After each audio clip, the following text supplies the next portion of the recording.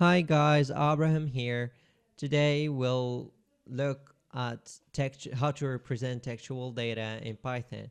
So far we've dealt with numeric data types in Python, so let's move on to something else, how to represent text in programming languages. So it's simply by using or enclosing your text within a quotation mark, single or double. So this is, for example, called string. Then you can assign this string to a variable so you can use it later. So let's name it salutation, for example. And now we can use salutation anywhere in the code. So let's first print our variable. Now if we run this, we'll get hi. So let's make adjustments. Anyway, so this is a string. In this example, using like double or uh, single quotation marks won't like change the result, but there are a couple of differences between the double and single. For instance, if I have a string like that, I am Abraham, then this string will work because this mark doesn't indicate the end of the string. While if we use the single quotation mark and I, for example, type the same string, then I will have some kind of error because as you can see, the interpreter will think that this is the end of the string, so this part is gibberish to it. Anyway, so to solve this problem, there are a couple of things you can do, but I think the easiest one or the efficient one is to use the backspace to tell the interpreter to escape this character, which means like it won't treat it as a special character. It will just treat it as the other characters. So yeah, use the backspace to escape the quotation marks if needed. So this will result uh, a valid result. Anyway, uh, now we can like deal with strings and do some operations with it. The first one is called concatenation. And concatenation is just a way to say we want to add two strings together. So the syntax is string plus the string, the other string. So this is concatenation. For example, I'm Abraham, comma, for example, now this is the second solution. Can use the you can use the double quotation marks to avoid the problem we run into in the past example. I mean the string before that. So now I can say, for example, I am 17. Now if we run this code, then we will get I'm Abraham, I'm 17. Now if we want, I have, for example, this as integer, for example 17, then this piece of code won't work because as we know, like concatenation is only between two strings or more. So as we know, 17 is not a string, it's an integer. So if we run this, we'll get an error. It's actually called a type error, I believe. Yeah, where is it?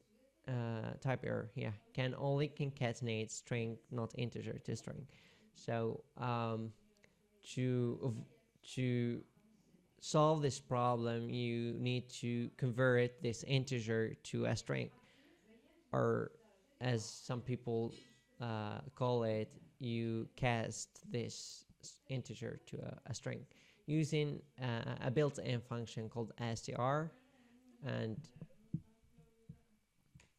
and with this you can solve this problem. So if you have any other data type than a string, then you need to first uh, cast it to the right type to concatenate it. The other operation I wanted to mention in this video is the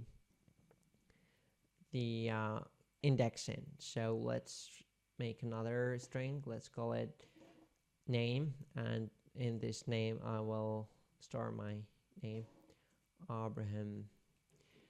Anyway, indexing is just a way to access characters in your string. So the first, we start counting from 0. So the first character has an index of 0, second one 1, third one 2, and so on. So if I want to access, for example, the first character in my second string, what I will do is name, then these brackets, then I will put the index in here. So the syntax is you have your variable name here. So this is the syntax: variable name, then quotation marks, then your index. And index is from ranging from 0 to your length, your string length -1. So it should be in that range. I mean, it must be in that range. So if I access name 0, then I will get A, the capital A, which is this character. If I use, for example, 3, I will get 0, 1, 2, 3, the small a. So if we run that, we will get the small a.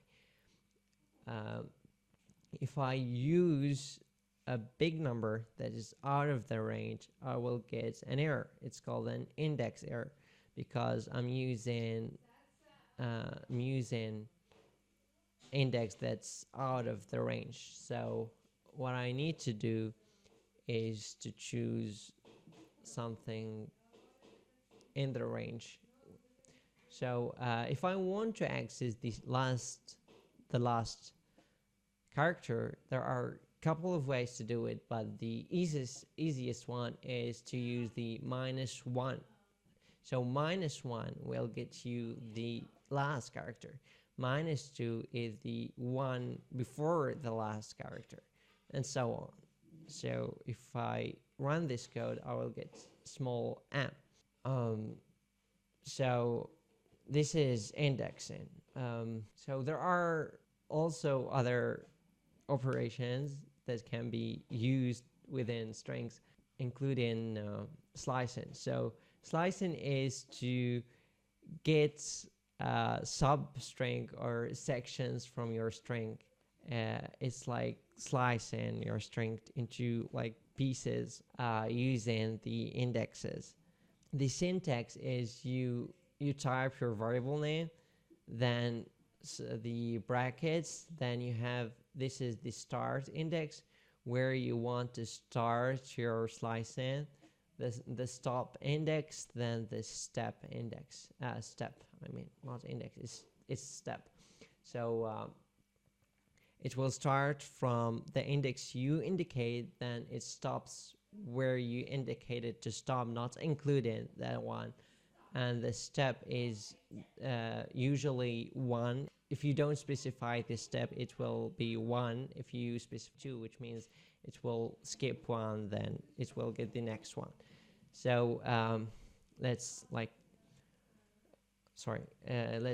experiment with that.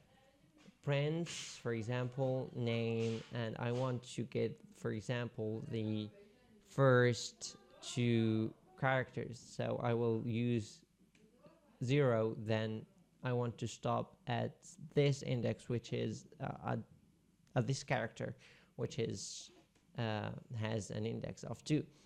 So it's 0, 2. Now I will get A, B. We usually omit 0 if it's in the beginning, so this will have the same result. So let's run it, and indeed it has the same result. If I want, for example, from this I will start from this index, which has an index of 3, and I want to the last index, which is -1, and it will get without m, because this is the stop, which means it won't include it. But if I want to include all the from like 3 to the end of the string, I will omit the stop index, and this will result retrieving from A to the last of the string. So yeah, this will get If I want to get small string, I can use the brackets, then the double column, and this will retrieve the same string. And if I want to retrieve every character but skip, like retrieving one character then skipping the other, I can use this step. So for example, step in by 2. So this will get ARHM, which means it will retrieve this, then it will skip this one, then retrieve R, then skip this one, then H, then skip this one, then M, then it stops because this is the end of the string. Unlike like indexing using higher numbers in, for example, here, won't result an error. It just will return an empty string. So if we run this, you can see that it returns, you can see that, but it actually returns an empty string. So so keep that in mind. Anyway, I hope you enjoyed. Thank you for watching. Thanks for your time. Please support me by subscribing to my channel. Thank you.